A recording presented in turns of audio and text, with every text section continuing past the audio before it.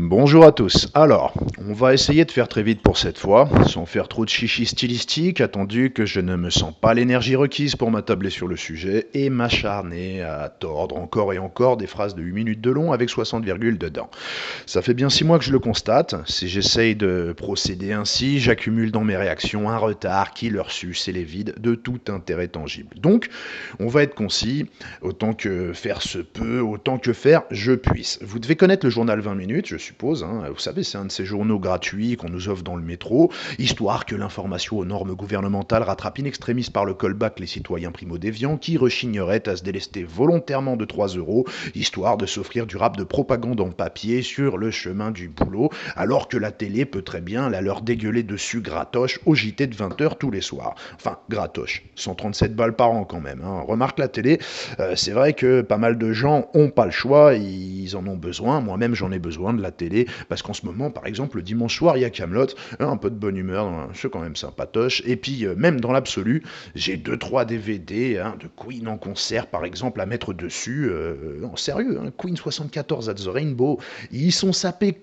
comme des folles tordues, mais comment dire, pousse-toi de devant Freddie Mercury et ses copains en 1974, mais je m'égare. Donc, 20 minutes, le journal qui se lit en 3, a aussi un site internet, et c'est à ce sujet, voyez-vous, mesdames et messieurs, que j'ai besoin de vous causer. Un instant, un petit café.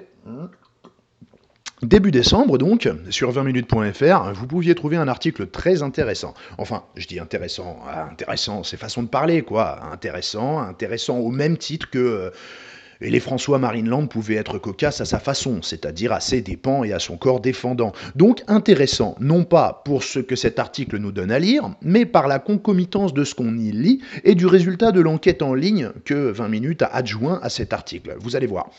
J'ai dit que j'allais faire vite, donc j'essaye de me canaliser sur mon sujet, mais je vous le dis d'emblée, cet article-là est selon moi une espèce d'allégorie de ce qui va vraiment pas à propos de ce qu'on appelle la presse libre et la démocratie en République française. C'est une sorte de démonstration par A plus B.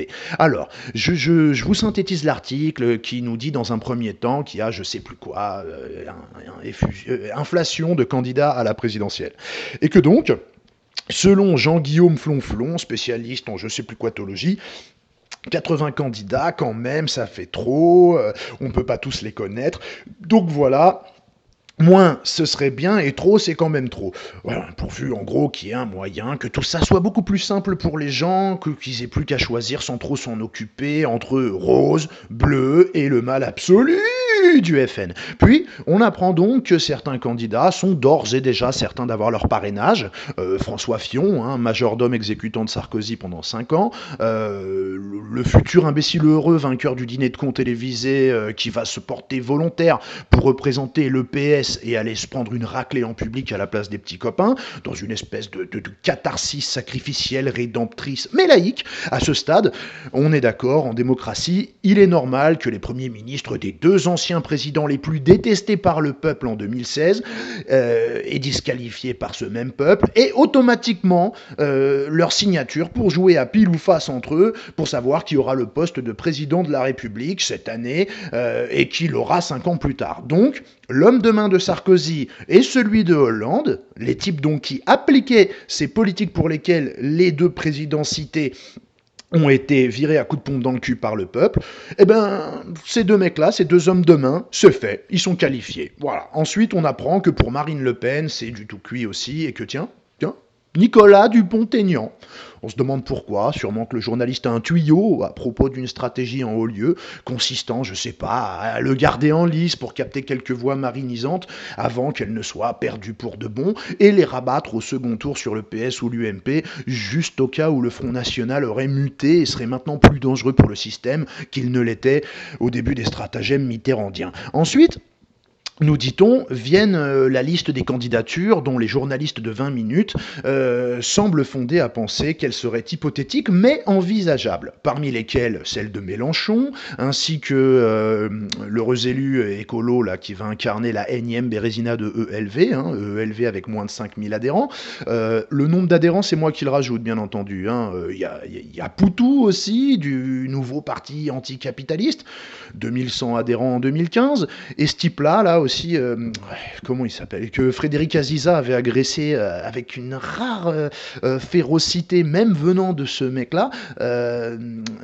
Cheminade, avec un parti qui s'appelle le SP, donc je sais pas quoi, je sais pas ce que c'est, super parti, sauvons la planète, sexy pompier, enfin sans déconner, vous savez quel mot est censé signifier l'acronyme SP? Bah moi non plus, voyez-vous, mais comme pour les autres, je vais chercher le nombre d'adhérents, on verra bien en passant ce que signifie SP, le parti de Jacques Cheminade.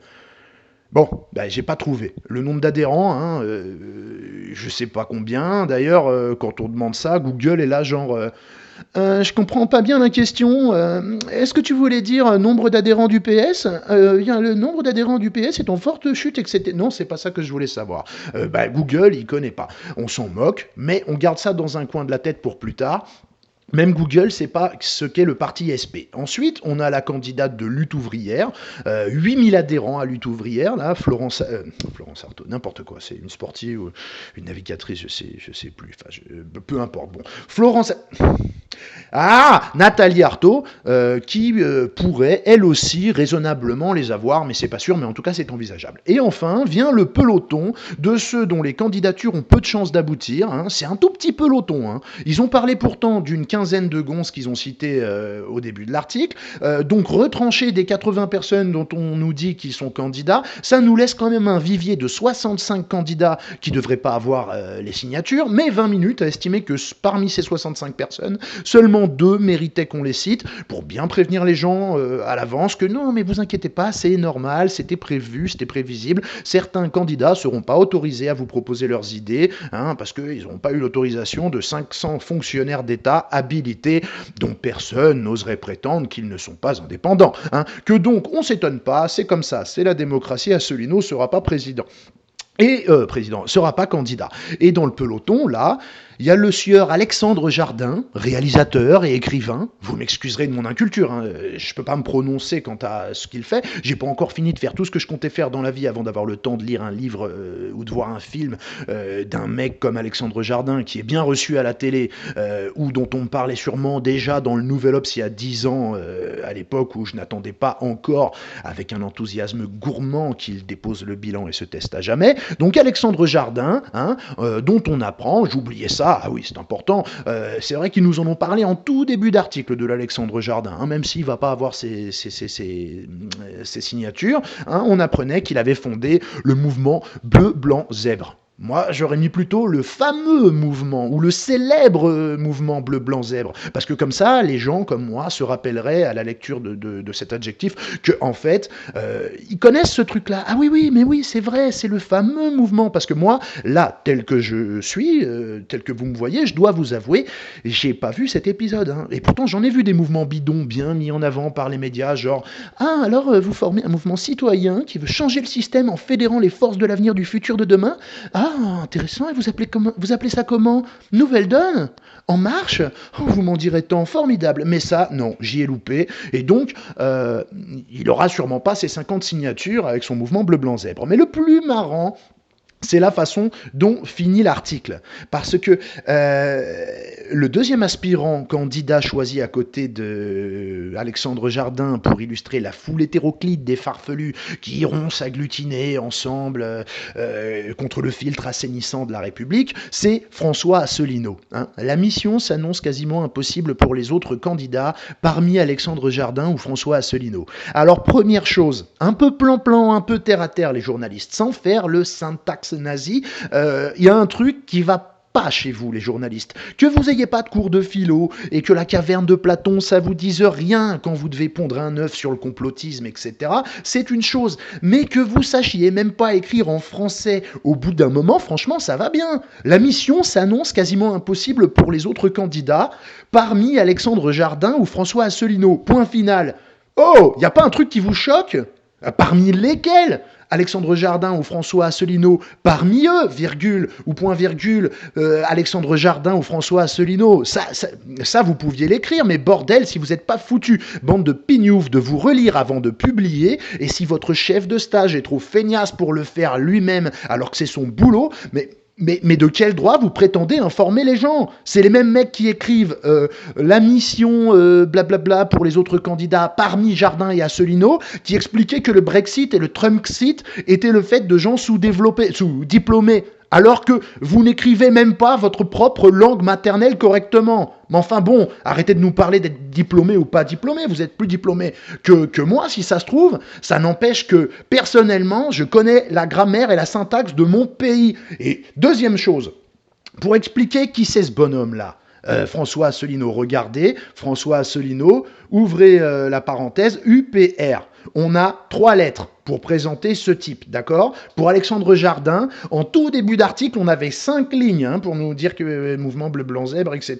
Mais, et voilà en quoi cet article est intéressant, c'est en ce que il se trouve associé sur la même page à une enquête en ligne invitant les internautes lecteurs du site 20 minutes, et en tout cas de cette page, à choisir les candidats dont ils souhaitent qu'ils puissent se présenter. Et hier, ce sondage étant fermé, on avait donc juste, après les lignes définitives, admettant qu'en toute logique, ce monsieur ne devrait pas être autorisé à se présenter devant le peuple, eh bien, on avait l'image des résultats de l'enquête avec la photo d'une affiche d'Asselineau trônant au sommet du classement à 7,2K, soit 7200 votes, toisant Mélenchon à 3500, Fillon pas loin derrière, puis je sais plus qui, Macron à 1800, et ainsi de suite jusqu'à 0, en passant par Valls, pas très loin de ça. Mais moi, je pense que, rendu là, si les employés de 20 minutes veulent se donner des frissons en jouant aux vrais journalistes, qui s'intéressent au monde,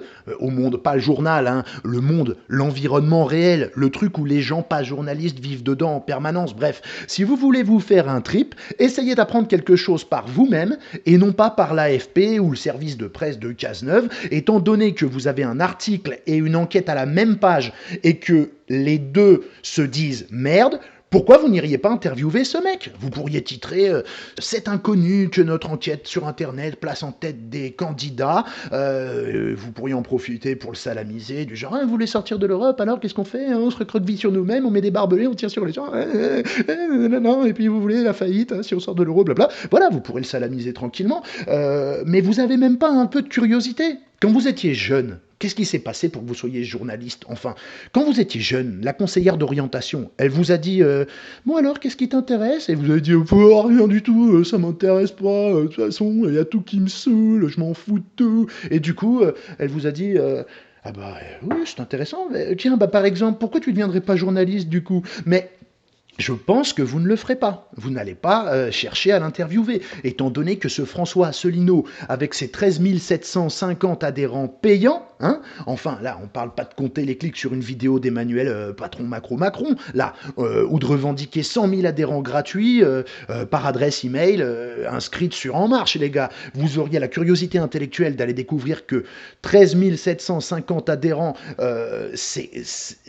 payent leur carte et leur adhésion au parti de cet inconnu-là, et vous vous rendriez compte que 13 750, c'est beaucoup comparé à EELV, au NPA, à Lutte ouvrière, aux Nouvelles Donnes ou Cap 21. C'est le double, le triple, voire le décuple selon de qui on parle. Et normalement, vous qui tentez de nous convaincre que nous sommes dans une démocratie dont la pluralité médiatique serait à la fois la conséquence, mais aussi la condition sine qua non, vous auriez pu et vous auriez dû vous demander pourquoi ce type dont vous voyez les affiches dans la rue, vous ne l'avez jamais vu ou entendu dans votre journal et dans les autres, à la radio ou à la télé non plus, alors qu'on y voit Cheminade, Alexandre Jardin ou Jean-François Copé. Enfin, vous vous demandez pas pourquoi pour tous les candidats, vous avez une photo en bonne et due forme, et pourquoi pour lui, vous avez été obligé de prendre la photo d'une affiche sur un mur?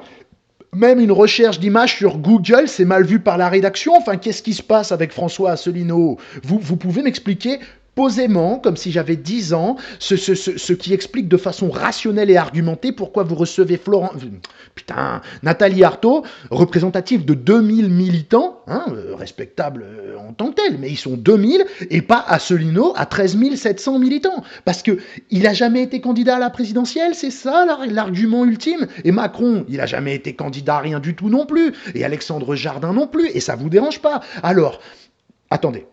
On va retourner sur la page. Et on constate que aujourd'hui, là, le 6 décembre, l'enquête est à nouveau ouverte. Tiens, c'est curieux, hier elle était fermée, Asselineau toisait les autres à 7200 voix. Quand on avait voté, on pouvait plus voter, on était reconnu comme ayant voté et c'était fini. Et bon, admettons que le fait d'ouvrir à nouveau l'enquête permet au moins de faire disparaître la capture d'écran du résultat. Hein. Bon, alors voyons voir ce que ça donne. Alors moi je vais voter en toute impartialité puisque j'ai déjà voté, donc là je vais mettre non, non, non à tout le monde. Alors on y va, dégage, dégage, dégage, dégage, dégage, dégage, dégage, dégage, dégage, dégage, dégage, dégage, dégage, dégage, dégage. Regardez, j'ai pas faussé. L'enquête n'est pas faussée, je vote non pour tout le monde. Et bim, on est à 9500 voix maintenant. Vous allez donc nous dire que c'est Asselineau qui mobilise ses équipes parce que Macron, lui, il mobilise pas les siennes. Admettons. Il n'empêche qu'en France, toutes les tendances politiques ont le même accès à Internet, sauf peut-être les électeurs de Fillon et de Poutou, qui n'ont pas tous l'âge auquel ça vaut encore le coup d'acheter un ordinateur. Et vous avez quand même sous les yeux un sondage que vous avez ouvert à tous et qui fait du dernier candidat que vous avez cité pour pouvoir dire qu'il n'avait aucune chance et qu'il ne fallait pas que ça nous étonne s'il n'était pas candidat. Et ce type-là se retrouve, mais de loin, haut la main, tout en haut de votre enquête. C'est votre enquête, d'accord? Donc que ça vous plaise ou non, si Macron d'ailleurs était arrivé en tête, vous nous auriez pas sorti que c'était pas représentatif, hein, que c'était parce que il avait mobilisé tous ses partisans sur sa page Facebook, hein, puisqu'on vous a même pas entendu broncher quand il a pris 50 000 clics pour 50 000 militants. Vous avez gobé ça, vous l'avez recraché dans les oreilles des gens, ça n'a dérangé personne, en tout cas personne chez vous. Mais bon, il y a quand même un truc que je dois reconnaître à 20 minutes, c'est que pour la première fois, j'ai entendu parler d'Asselineau dans la presse mainstream et non pas dans les quotidiens régionaux. Mais il y a autre chose qui m'interpelle et qui me fait penser qu'une stratégie préventive est visiblement à l'œuvre. Je parlais hier soir à mon petit papa de cette histoire d'article et d'enquête sur 20 minutes, hein, qui m'avait quand même coupé le sifflet, et lui il me coupe la parole et il me dit « Ah ouais, attends, il finit ma phrase, il me dit « J'en ai entendu parler, j'ai entendu la même chose. » Bon, sans l'enquête sur France Intox, il m'explique qu'il a aussi entendu sur France Info un petit lagus sur les candidats, ceux qui pourront, à coup sûr, bien entendu, madame, on est en démocratie, ceux qui pourront peut-être pas et ceux qui ne pourront pas, avec dans ce paquet-là, de ceux qui n'ont aucun espoir, effectivement, et encore une fois, Jardin et Asselineau. C'était la première fois qu'il entendait parler d'Asselineau à la radio. Bizarre, non? En recherchant à nouveau l'article de 20 minutes, je me trompe de lien et je tombe sur le Huffington Compost, là, et quand même, je me dis qu'en plus d'être d'un conformisme politique crasse, le doigt sur la couture du pantalon, la presse française libre est tellement à l'aise avec ce conformisme de lâches qu'ils sont même pas gênés de pondre le même article en changeant 3 virgules par-ci par-là, et surtout, en n'enquêtant pas non plus que leurs petits collègues. Enfin, regardez ça, c'est quand même hallucinant. On est sur le Huffington Post, alors ça y va. Comme Alexandre Jardin, ils sont plus de 40 candidats à l'élection présidentielle, mais pour combien de temps? Donc là, c'est 40 candidats, c'est pas 80, mais bon, à peu de choses près. On parle tout de suite d'Alexandre Jardin, donc politique à 4 mois et demi du scrutin, ils sont plus d'une trentaine, bon, je croyais que c'était 40, bon, bref.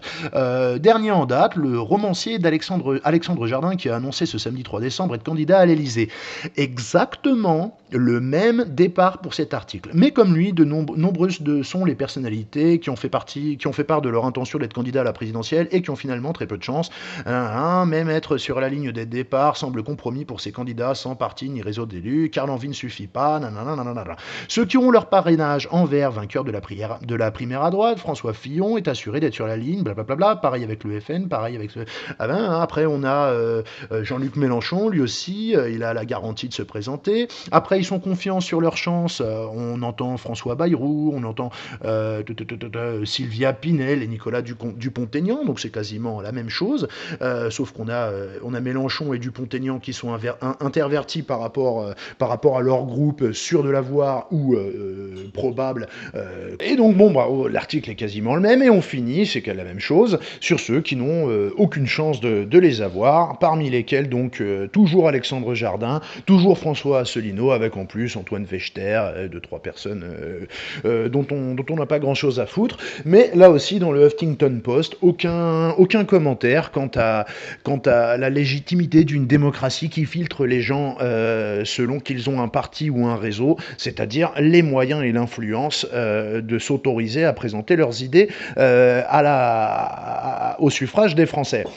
Mais alors donc, ce qui est aussi très amusant, hein, c'est donc cette concomitance générale depuis quelques jours des médias à nous faire comprendre, je vous l'ai déjà dit, que il était normal en démocratie qu'on ait plus ou moins toujours le droit et le choix de voter entre toujours les mêmes hommes politiques au pouvoir, donc leur Premier ministre ou leur ministre de ceci ou leur ministre de cela, qu'en démocratie, il était tout à fait logique que l'argent, le réseau, le pouvoir et l'influence conditionnent le choix des personnes au sein desquelles les Français ont le droit de choisir en gros la couleur de la cravate du même individu décliné sous les couleurs de plusieurs partis différents, en l'occurrence deux voire trois partis, dont un pour lequel les gens bien n'ont pas le droit de voter. Hein. Donc, ce qui m'amuse également pas mal avec cet article du Huffington Post, c'est qu'ils ont eux aussi pris le soin de faire figurer donc l'ensemble des candidats dont ils parlaient.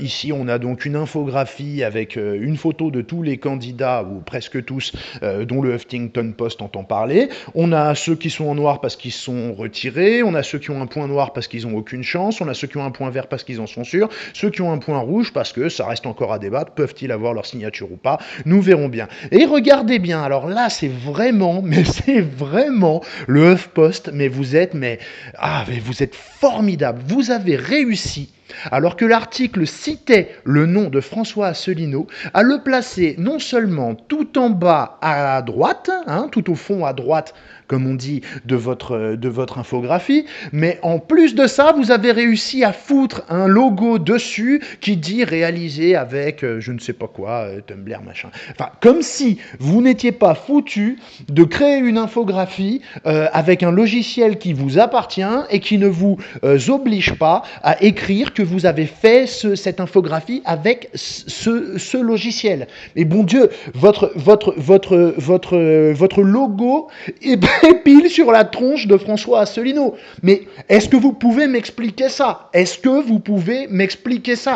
Est-ce que c'est un hasard ? Est-ce que c'est une coïncidence, mon Dieu ? Est-ce qu'il y a quelque chose, une espèce de contamination qui va saisir les gens s'ils croisent le regard de François Asselineau, et alors là, sans jamais avoir entendu ce qu'il racontait, des gens en masse iraient voter pour ce type sous prétexte qu'ils ont vu sa tronche ? Mais bordel de merde, les médias, quel est votre problème avec Asselineau ? Que c'en soit à un point où on est au paroxysme du ridicule, vous en êtes à foutre des logos et des copyrights à la con sur la photo de François Asselineau comme par hasard. C'est incroyable. Vraiment, c'est complètement fou. Mais c'est quoi votre problème ?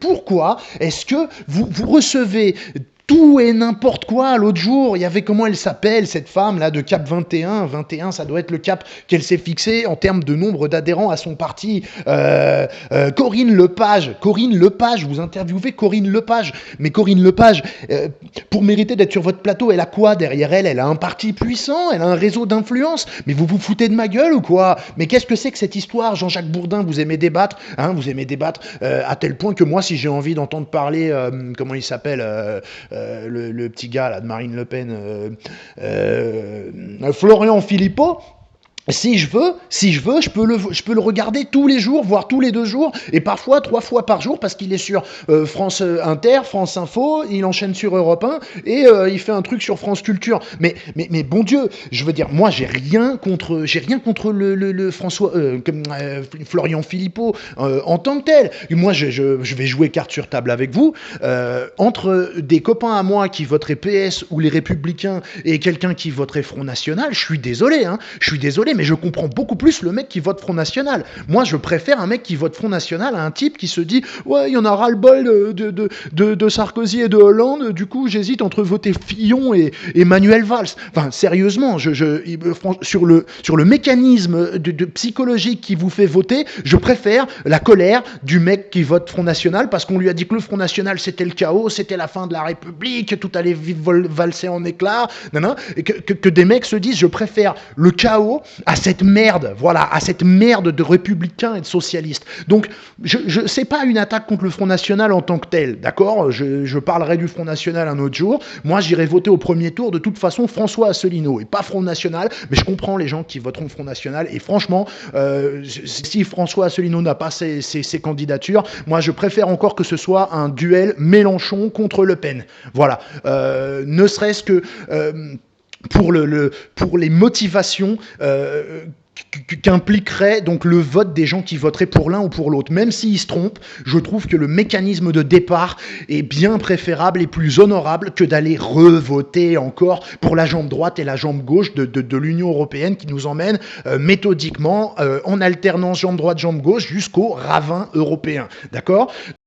Donc pour finir avec ça, je serai de toute façon, moi, toujours ravi, quelles que soient mes idées, mes opinions politiques, je serai toujours ravi de voir le peuple s'exprimer dans les urnes pour dire à la classe médiatique et à la classe politique au pouvoir, si vous souhaitez quelque chose, nous, on souhaite l'inverse. Voilà, que Trump gagne, que j'aime Trump ou que j'aime pas Trump, à partir du moment où la presse avait décidé qu'il ne fallait pas que Trump gagne, vous êtes ma boussole inversée, les médias. Vous voyez, je vous écoute sur France Info, sur France Inter, sur Europe 1, sur RMC, j'écoute Bourdin, j'écoute machin, j'écoute truc, et à partir de là, je me dis, voilà ce que pensent les médias. Moi, je vais me faire violence pour essayer de faire l'inverse, parce que je pense que nous sommes de plus en plus nombreux à avoir une méfiance viscérale quand on entend les médias français qui sont toujours unanimes sur tous les sujets. Vous invitez le Front National 3 fois, 4 fois par jour, Jean-Jacques Bourdin, il voit plus Florian Philippot que je ne vois mes propres copains ou mes propres parents. Il le reçoit à peu près tous les mois, certainement, d'accord ? Ou alors, si c'est pas lui, c'est un autre membre du Front National, et il lui saute à la gueule sur des histoires d'IVG, ah là là, et puis il y a des dissensions dans votre parti, il attaque. Il y a pas mal de gens qui se disent, bon, puisque Jean-Jacques Bourdin attaque le Front National, c'est que quelque part, le Front National, c'est pas mal. Je pense qu'il y a de ça aussi dans le raisonnement, les gens. Les gens, ils votent Front National parce qu'ils vous emmerdent, d'accord ? Et quand on entend Valls, quand on entend les médias dire comment faire barrage au Front National, etc., je vais vous donner, moi, une petite piste. Si vous voulez faire barrage au Front National, arrêtez de foutre des logos de merde sur la tronche de François Asselineau quand vous faites une infographie où enfin il apparaît, vous foutez un logo dessus pour qu'on voit pas sa tronche. Eh ben arrêtez de faire ça. Monsieur Bourdin, vous avez l'air de détester les idées du Front National parce que vous avez une certaine idée de la France, de la République, de machin, etc. C'est votre droit. Mais si vous êtes sincère quand vous dites que vous souhaitez leur faire barrage, je vous dis pas de les inviter moins. À la limite, ce que vous interviewez François Asselineau, parce que François Asselineau, il va certainement, moi je pense stratégique comme vous, j'en ai rien à foutre que le Front National passe au pouvoir, j'en ai rien à foutre, d'accord ? Mais je pense stratégique comme vous.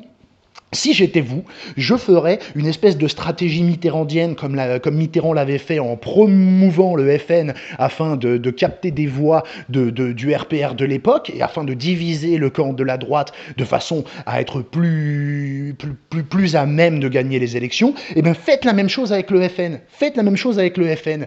Promouvez François Asselineau parce que François Asselineau peut-être qui va capter 5, 10%, 3%, 4%, quelque chose qui fera la différence en captant dans le FN les gens qui veulent vraiment sortir de l'euro, qui veulent vraiment sortir de l'OTAN, qui veulent vraiment sortir de l'Union européenne et qui s'accommodent, bon gré mal gré, de certaines sorties qu'on reproche au Front National, encore que ces derniers temps, pardon, mais je les trouve particulièrement politiquement correctes. Que ce soit stratégique ou pas, c'est une chose. Néanmoins, leur image, et l'image de l'extrême droite, xénophobe, etc., et quoi que puisse dire Blacko, le blaireau de chroniqueur de l'autre Hardisson là, qui pensent nous informer en nous expliquant que la fachosphère, c'est un certain nombre de sites, y compris upr.fr, et ce, sans aucune explication, sans aucune argumentation, hein, eh bien, je suis désolé, mais messieurs les journalistes, quand vous allez devoir parler de François Asselineau, vous allez traiter l'UPR de ramassis de complotistes, sans jamais démontrer en quoi les allégations que vous qualifiez de complotistes sont complotistes car infondées, parce que François Asselineau, soyez curieux intellectuellement, messieurs les journalistes, vous êtes censés faire œuvre de salubrité publique en matière de pensée et d'information de la population. Eh bien, allez voir une conférence de François Asselineau, prenez-en une qui dirige la France et l'Europe, par exemple, celle-ci, a priori, vous pourriez vous dire, il y aura largement de quoi dire qu'ils sont complotistes, et allez me démonter l'une des allégations avancées par François Asselineau. Hein, mais ça vous empêche, vous le ferez pas, mais ça vous empêchera pas de traiter François Asselineau et l'UPR de complotistes.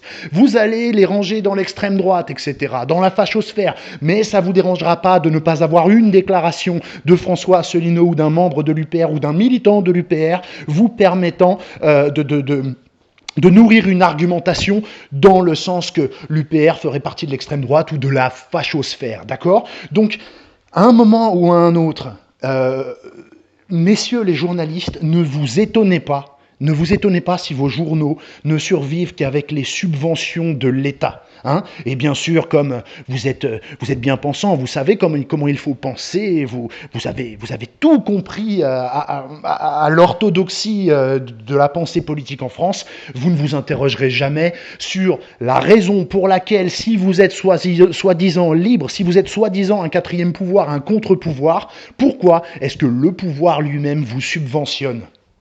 Pourquoi est-ce que le pouvoir, qui se veut libéral en matière d'entreprise, c'est-à-dire qu'une entreprise qui a du mal, on ne la subventionne pas, on la laisse crever, une PME, on la laisse crever, un artisan, on le laisse crever, même les champions nationaux, la SNCF, Air France, la Poste, tout ce que vous pouvez vouloir, on leur applique en politiquement correct de l'ère actuelle la doctrine libérale qui dit « si t'es pas assez fort pour survivre, eh bien tu ne survis pas », c'est du darwinisme économique, quelque part. Et pourquoi, messieurs les journalistes, ça ne vous pique pas un petit peu l'encéphale, le raisonnement, de vous dire, mais pourquoi est-ce que notre journal, qui ne survivrait pas sur la base des gens qui sont prêts à payer pour le lire, pourquoi est-ce que l'État qu'on est censé pouvoir contrecarrer en tant que quatrième pouvoir, pourquoi l'État ne nous laisse pas crever ? Posez-vous la question, hein, et vous comprendrez aussi peut-être pourquoi, même si vous en aviez envie, vous n'auriez pas le droit d'inviter François Asselineau, d'accord ? Bon, alors, la presse, j'en aurai fini avec vous bientôt. Vous ne faites pas votre travail. Une loi vient de passer exprès pour la présidentielle. Une nouvelle vision de la répartition du temps de parole pendant la période électorale.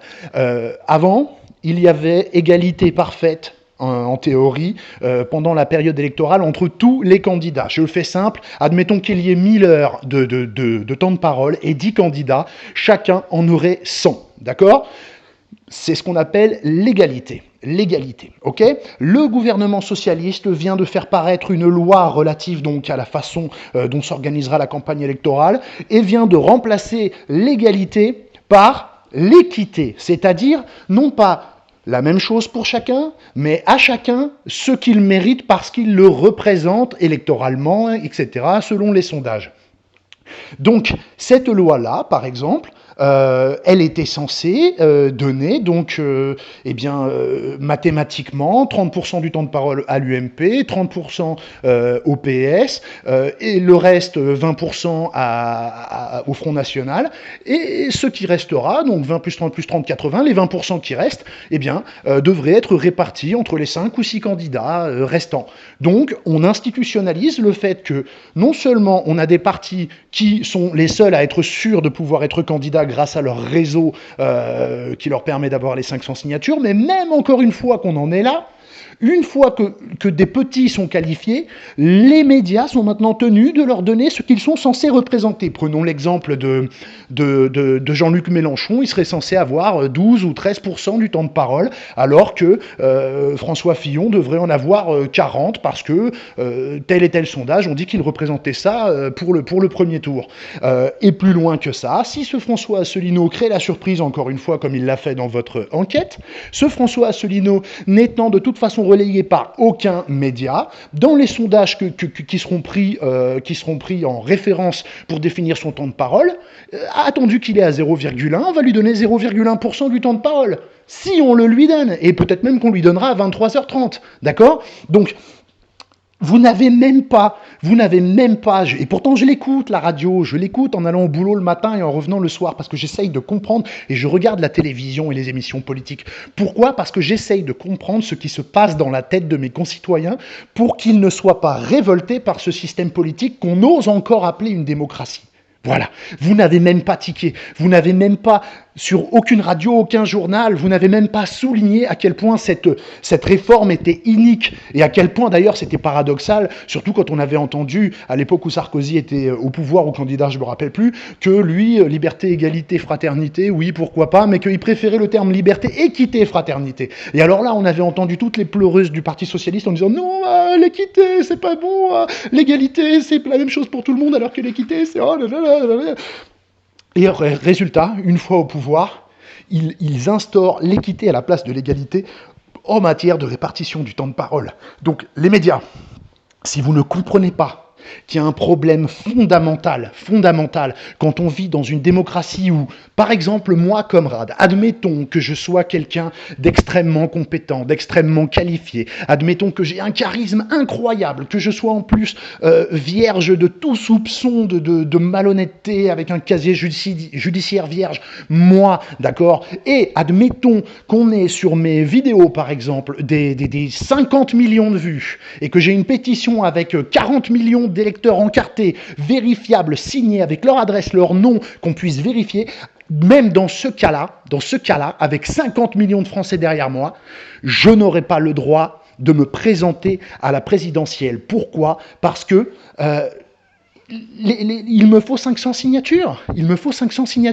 Et que même si j'arrivais à avoir la sympathie de 500 maires, par exemple, eh bien, parmi eux, certains pourraient tout à fait, personne n'ose le contredire, être intimidés par le pouvoir, qui serait le Parti Socialiste, qui détient telle région. Mais bon Dieu, mais même dans vos journaux, personne n'ose dire que les maires sont tout à fait libres de parrainer qui que ce soit.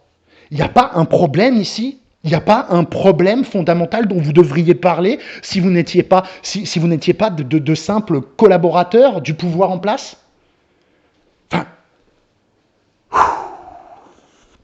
Enfin, c'est dingue, c'est dingue.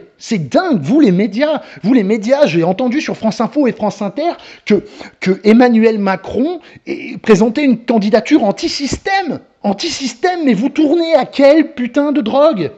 C'est quoi ? C'est du crack que vous fumez le matin avant de nous sortir des conneries pareilles. Mais il n'y a pas un abruti assez con en France pour penser que Macron est anti-système. Même les gens qui sont macronophiles, même ceux-là, ils votent non pas pour lui parce qu'il est anti-système, parce que personne ne peut croire cette connerie, bon Dieu. Personne ne peut croire cette connerie, ils votent pour lui parce qu'ils se sentent profondément libéraux. Et c'est leur droit, mais personne en France ne peut croire qu'un mec qui est un banquier, qui a fait sa candidature chez Rothschild, qui a fait sa carrière chez Rothschild, qui a été bombardé ministre des Finances, qui en plus a eu une couverture médiatique hallucinante. J'ai essayé de trouver une infographie qui vous remontre toutes les couvertures qu'il a eues dans le Nouvel Obs, dans l'Express, dans Valeurs Actuelles, etc. Nous dire que ce type est anti-système et vous prétendre des médias libres de raisonner et d'argumenter et d'informer la population, mais ça dépasse l'entendement. La fusée Macron, le suppositoire Macron, oui,